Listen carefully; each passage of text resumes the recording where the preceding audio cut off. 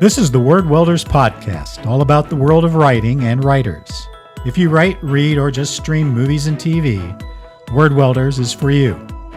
We open a window into the workings of the writer's mind.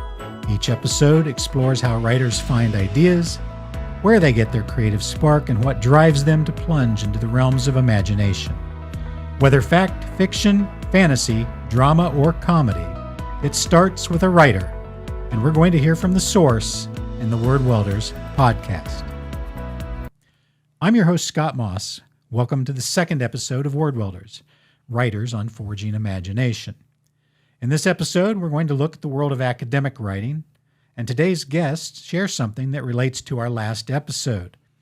I've written with my wife, Gail E. Moss, and our guests, Dr. E. Allen Driggers and Dr. Laura Smith, are married and have bravely crossed that Rubicon. Welcome to Word Welders. Thank you. It's nice to be here. Thanks.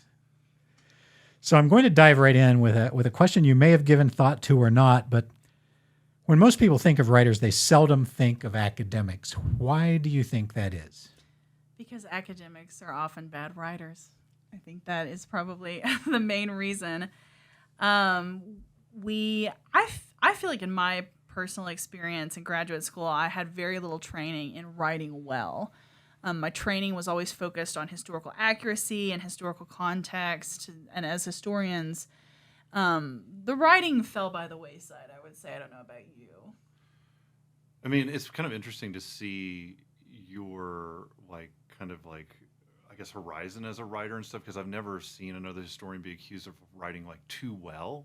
Yeah. Which is something I feel like that really summarizes, some of the existential, problems and angst that are in academic writing and stuff. My writing journey has had a lot of ups and downs and stuff, because it's trying to kind of figure out my own history and kind of issues with writing and stuff.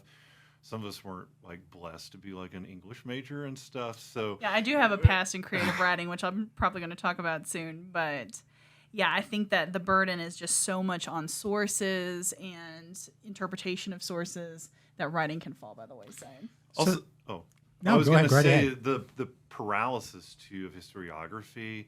It's historiography is supposed to help you kind of avoid talking about things that either other people have done really masterfully, so you can kind of hide behind them, or I've heard it described as kind of kind of being able to kind of table other issues and stuff that you're not really kind of equipped to deal with and stuff. And so when you read, I read a lot of, or at least I used to, kind of a lot of popular histories read by journalists and stuff. They don't have kind of the whole 5 to 6 page lit review, or they have to kind of homage to all historians here and there and everywhere. Yeah, and historiography, for those that don't know what it means, is essentially the history of writing history, how people have written about history in the past. If you're talking about the history of race, people in the civil rights movement would have written very differently about it than we would today in 2023. And so we always have to kind of include the history of how this topic has been written about, and it's very hard to make that sexy as a writer. Well, and also it's journalists get to pursue these really cool book projects that are kind of 2 to 3 steps in kind of looking at the horizon for the stuff that historians do, and you'll be like, damn, that journalist said something that was really, really smart. I want to quote them. So then you'll look at their sources, and then they were essentially paraphrasing a historian, and it's just I hope to be someone's footnote in their Pulitzer Prize winning journalist book, the John Meachams of the world and stuff, get to pick and choose and have that great buffet of all the historians. So that kind of changes the context of my second question then. Should that be something in a university setting that we start looking at? Should we teach students to have that creative aspect when they're writing a good research paper? I think so. As somebody, my second major in undergrad was English, and I focused in creative writing. I've done a lot of creative writing. I feel like to be a good historian, you have to be a creative person. You have to be imaginative and try to imagine what it was like to be in the past to some degree.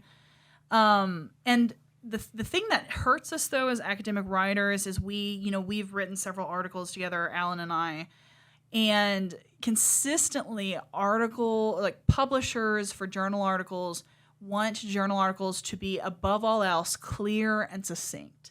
They don't like a lot of creative writing, a lot of setting up the scene. So many times I've had to rewrite articles where I first was, talking about a specific event or place and kind of telling about them as a person, or, setting it up in a creative way. And they've asked me to essentially nix that and go straight to, I'm arguing in this, and this. And so because journal articles are supposed to be so short, it has hurt the creative process. So while I think it would be great if historians were better creative writers, where it really needs to change is not actually at the historian level or the academic level. I think it needs to change at the publishing level. Yeah, and I've kind of seen this, we've kind of seen this in some of the projects that we've worked together, and then, kind of other things and stuff. Historical journals, they're really interesting in the sense that they're always trying to privilege kind of like new interpretations and stuff. But the science journals and stuff, they get really excited about historical approaches to their work. And I think for the both of us, one of the overall kind of goals of,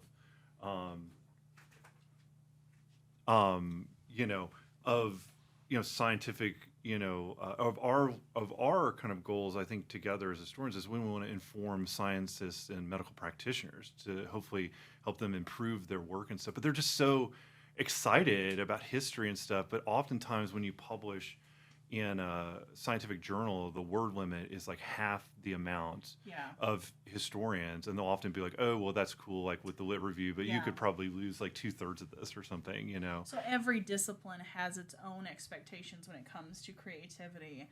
And unfortunately, I just feel like when you are reading journal articles and sometimes even academic books, there's just not a lot of room for it. And they're expecting you to cite all these other people and including all this outside information, that it really ruins the flexibility of creativity in writing. I'm always telling people too, when you start a creative project, and the historian's imagination is like the most important thing, I would say, for a history major, graduate student, professional historian, and even, those of you out there who consider themselves history buffs and stuff, like just being able to imagine like the past and like kind of think about it and stuff, that really gives you the original context. But one of the things that it makes it easier writing scholarship and stuff is to think about the publication you're like wanting to identify first and kind of writing to that and stuff. So I promise we'll circle back and get a little more in depth on that, but you mentioned the fact that, you do write together. How do you handle that writing process when working together on a project? Screaming at each other in the office. Yeah.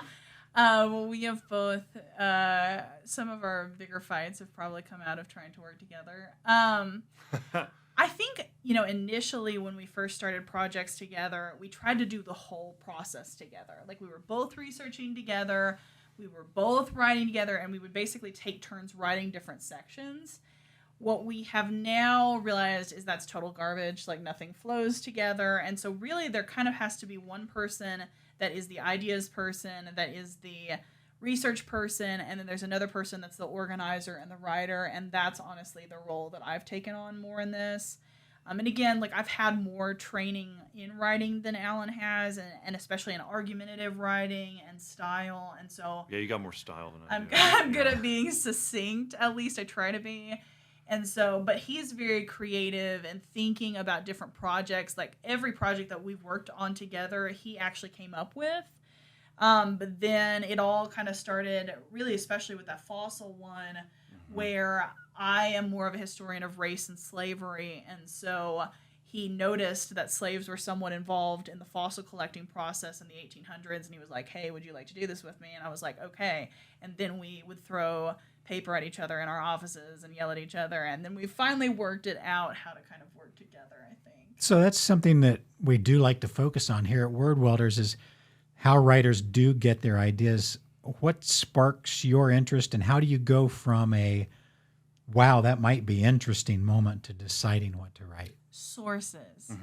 What sources are out there? Like, you're the one that can probably speak even more to this than me. Yeah, I mean, it's like what kind of just strikes you as like, oh, I didn't expect that, right? So with the fossil collecting article, like it originally kind of started as, and I hate to say it, but kind of like a boring or maybe like approach to this, because it was like Laura and I were at the Museum of Science and Natural History in North Carolina visiting my mom. So, hey, Mom, in Durham, North Carolina.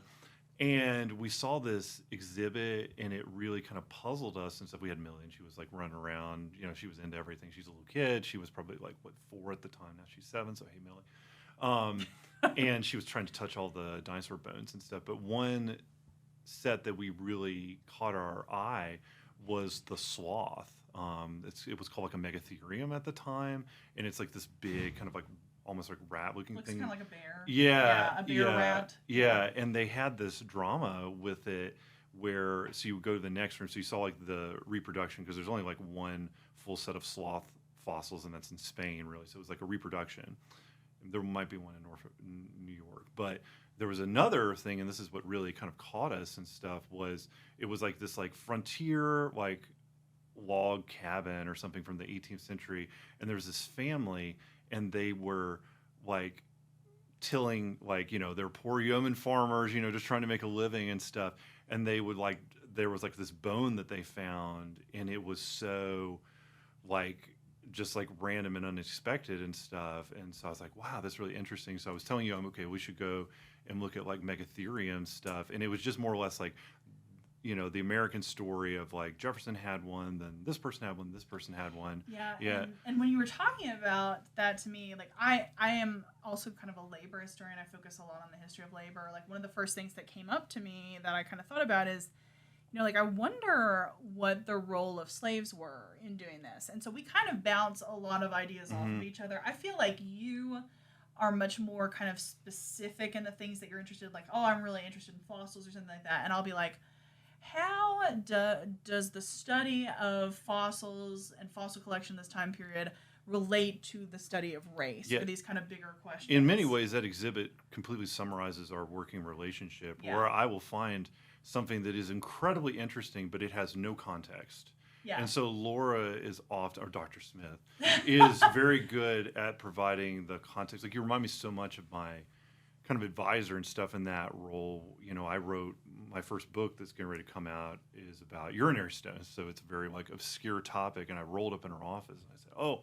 you know, I want to write about urinary stones. Isn't that interesting? And she was like, yeah, but like what? So what? Like, so what? Who cares? And that's kind of the question that that you're so good at balancing out, because it's like one could just sit and read newspapers for hours and hours and hours and hours. I could not do that. But it's like, what do they mean? You know what I mean? Like, what's the importance of this? Like, what's going on? And so one of the newspaper articles was talking about enslaved persons. And also, it's like, as a historian, you know, you focus on areas and stuff. And, you know, my areas aren't race history. You know what I mean? Like, I'm a historian of chemistry and stuff. And instead of having to do, you know, weeks, if not months of deep research about secondary stuff, I could just pop down to the office and be like, hey, Laura, what do you think about this? And so the editors of that journal were kind of like, wow, you guys have, you know, because I asked you, you know, hey, can you throw some stuff in there? And so we started kind of co-writing it together. And then they were like, we want more of that.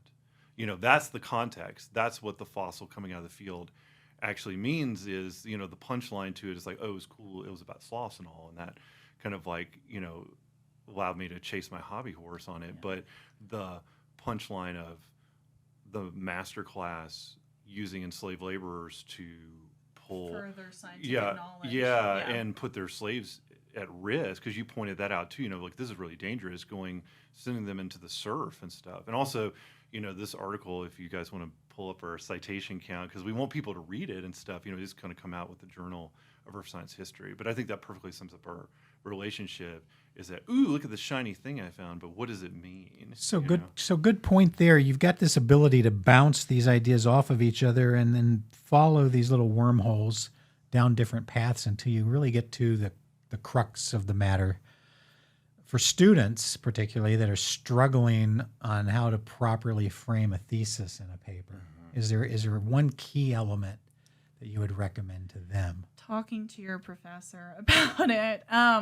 So in my own classes, I force my students to do these paper workshops where it's just like these meetings with me where we creatively kind of just talk, oh, what are you interested in about this? But I think that for a student, that's a great idea, talking with your peers about it and really kind of reflecting on what you think is interesting. And then my job as the professor, so you think this is interesting, let's see how we can make this sustainable for a 10-page paper. Like, where can we find sources for this? What is related to this? Did you know this other thing is happening alongside this in this time period?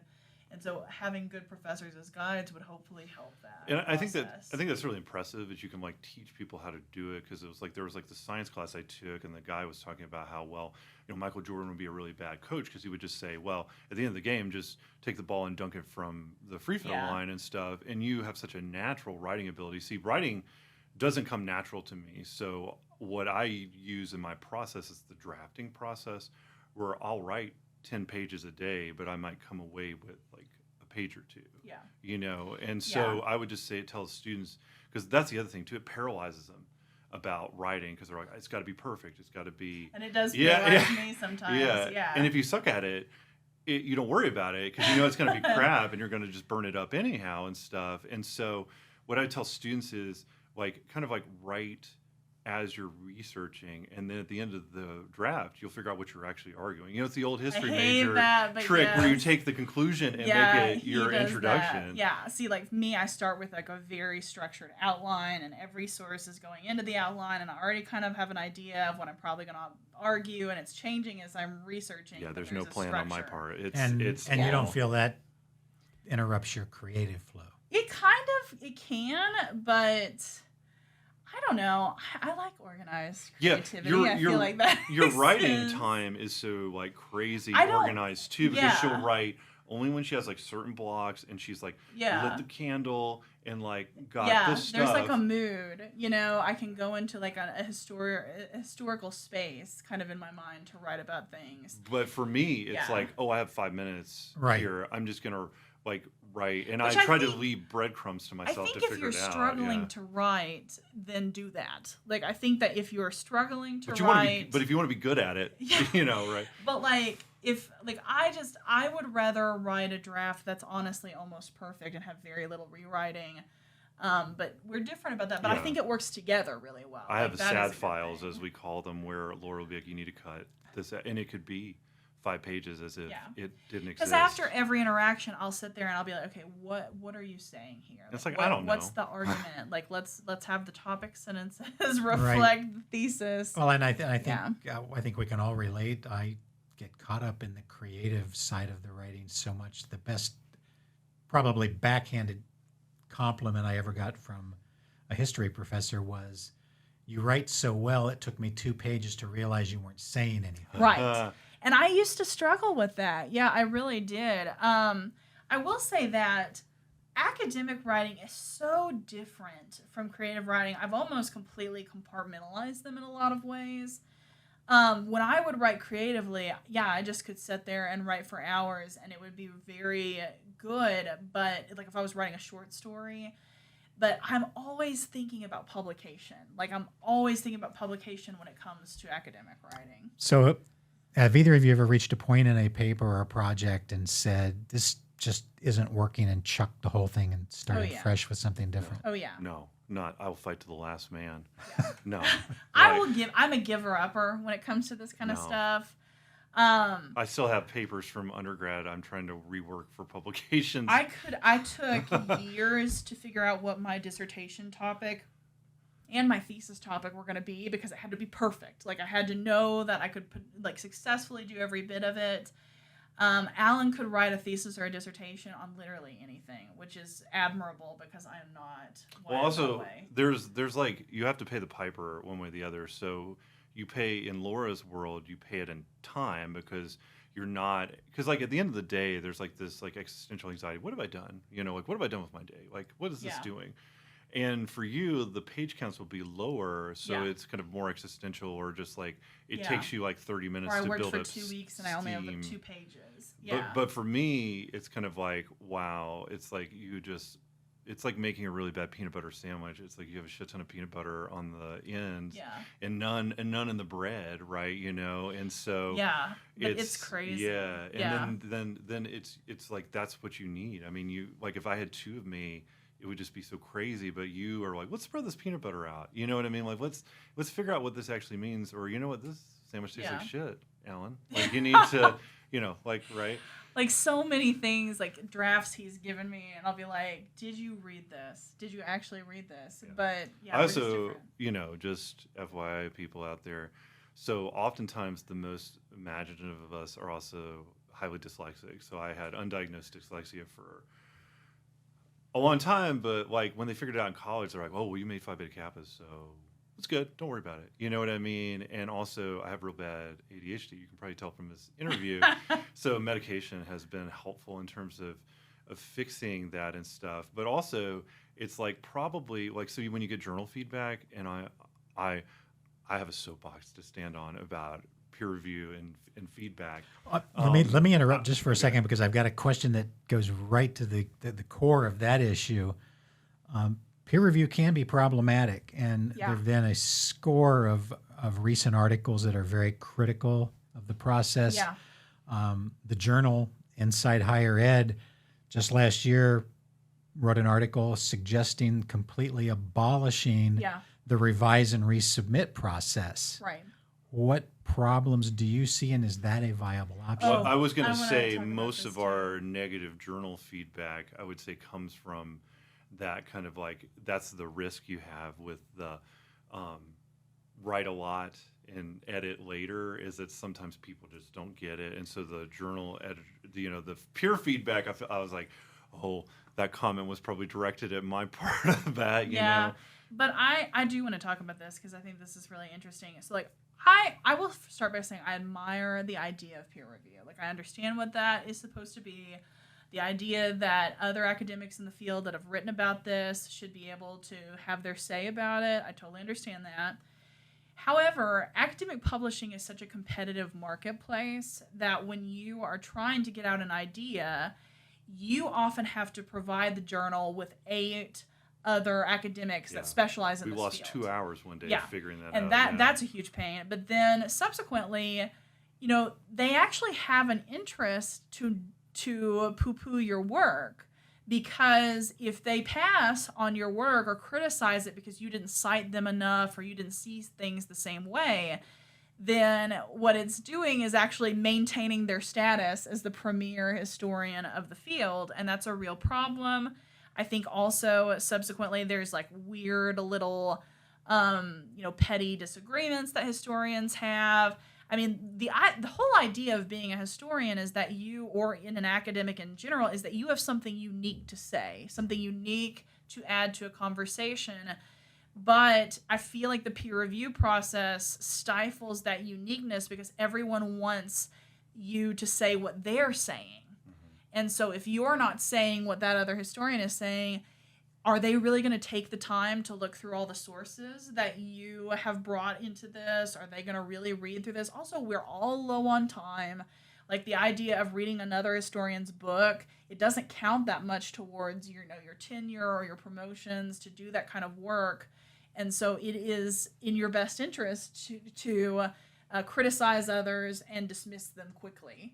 And that is a problem with the peer review process. Yeah, from my point of view, I mean, there's like a lot of problems with it. Like first, like the stuff that I remember kind of being abused by the system. So when I get asked to do peer reviews, I do it that day. Like I do it within the week and stuff. So oftentimes, what happens, and I'll say, like for the journals that I have published in and stuff, those journals have given excellent feedback. Like the people at Earth Science and stuff have done a really good job. They're really passionate about it and stuff. And they were really supportive. And a lot of kind of like those journals are very supportive. But when you get to some of the, like, we had a research student. And so like an undergraduate research student. And we wanted them to have a really jump into the field. Like, let's have peer review publication. Let's work together. Yeah, so we worked with them this summer, and they did research, and we took, we all kind of took together to writing it and stuff, and we were like, what the hell? We'll shoot it to like the biggest, journal, we think it can get like a lot of play with. And it was very topical for the time and stuff. And so very well fitted to that journal's scope. And it was, actually, like you read it a whole bunch of times. It wasn't just me being like, yeah, it's good. It's good enough, right? And we sent it out. And first of all, the reviews were late, very late. It took months to get them took back. at least a quarter of a year to get it back. And basically they were like, you were an idiot and don't ever try. There wasn't any, like that's my argument is like oftentimes journals like that, they have big name scholars that I guess like don't have time and are dismissive. There was nothing that we could have taken from those reviews that we could have made the article better. And that then, was and then it was like the phrasing was like unprofessional. So it's like we kind of sheltered the student from that a bit because it's like we didn't want her to be completely jaded from the thing. And so we're going to take it to another journal, that is far more excited about it, But the frustration too is like a lot of journals pride themselves on low acceptance rates. Yeah, they brag on the percentages, right? What did you say the percentage was for that journal? I think it was like less than 10%. Yeah. But it's so frustrating to submit something that is good. It is academically sound, it is well sourced, it is well written, but we've got more famous people that we're going to prioritize in this journal, or we've had famous people decide they want to be the last word on this, and it has just and it's the same old, and it's like if like the wealth should be spread in that regard because that could be like a career-making journal article, or like just imagine what that could have done to transform a student's experience into grad school and stuff. And I just like if you don't like it, that's cool, but like the other thing is I don't like the approach. The approach is we're going to do everything we can to stop this article from coming in, as opposed to what can we do to make this the best it is, because we don't publish it, someone else will, and it could be better and stuff. And again, a lot of the journals that have accepted our stuff have given us stuff like they made that Megatherium article a lot better because they were like, oh, have you checked this? Have you checked this one? We really want you to emphasize this, and kind of the story arc of it made it a lot better. And quite honestly, as people, both of us do science and medicine, we've started branching out into more science and medical journals because historical journals, I think, are really suffering right now from the peer review process. Or interdisciplinary history journals are so excited about working with people and stuff. Again, and also, like, peer reviews are supposed to be anonymous, like the whole thing's supposed to be anonymous, but you've told the journal who to contact to review your work. So really, it's not that anonymous at the end of the day. Yeah, and it's just, it would help. I mean, like, for there to be on time, and, we're working educators. I totally understand that, but it's just like because of that, I had to review a book one time, and it was just like I did everything I could to try to make it as good as it could be because I wanted it to be published. Like it doesn't. I don't get an extra. Okay, that's the other thing too. Peer review from journals, you do it for free out of courtesy and stuff, and that's good because you're kind of like in the field and like you have kind of a pulse on what's going on and stuff. But it's like it would be nice to I think you would get better. You get a better job sometimes if people are compensated for that. Yeah. So that kind of leads into really our last question for the podcast today, and it fits in with what you said about the potential for an article or a paper or any project really to be better. As writers, when do you know you've nailed it? When do you tell yourself, yes, this is it, this is good? I think we probably have different approaches to that, but for me, I feel like I've nailed it when I could explain it to a student.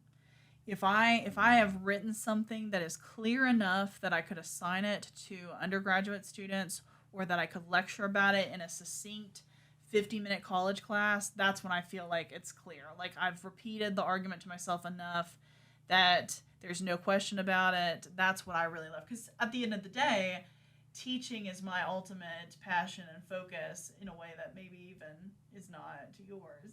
That's okay. Yeah, we always joke that together we would, if we could split ourselves, we would be the perfect professor, perhaps. Like, if we could split our talents and stuff. Yeah. For me, I was really touched by this guy who came to visit my graduate school, and he said, you graduate students, you sit on your stuff too long. It's like you got to send it out. And I'm sure peer reviewers would say, oh, you guys need to read that stuff more closely. But I'm a big proponent of like as soon as you feel like it sustains an argument for the amount of space they're willing to give you and stuff, that's when you send it out, because you can't anticipate whatever the peer reviewer is going to say. And that's a whole nother problem. And I'm sure peer reviewers are like, oh, like you're exactly the type of, like people like, gumming up the gears and stuff. Driggers and Smith, blacklisted. Yeah. From publishing industry. But, it's like sometimes they can see it in a way that you can. And that's where peer review really helps. It's like you have this neutral party that's not married to anybody, right?